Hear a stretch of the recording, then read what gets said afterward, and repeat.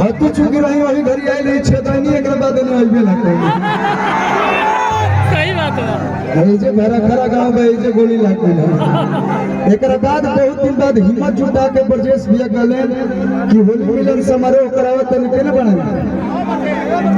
गुड्डू बाबा कहले कि एगो भाई करावत वाले ब्यास आवे के होई एक बार कहने की ठीक है भैया हम आते हैं। और हर जन सैलाब देख के एक बार चाप की ब्रजेश भैया खातिर जोरदार ताली बजा के ये बक्सर जिला में एगो सिंगर हो गए इतना बड़ कार्यक्रम रुआ लोग के सहयोग से होता है। आप लोग के सहयोग देके बाद और एक बार आप लोग अपना खातिर जोरदार ताली बजाएंगे। हेलो, ये हमारा सहयोग से ना, ये हमारा एक प्यारा भाई भैया चाचा काका सब कोई ये पूरा जवार प्रखंड मिलल बा तब भी कार्यक्रम होता और आज एने कलू जी पूरा गार्जियन हमारे बैठल बनी सब कोई कष्ट में बैठल बा।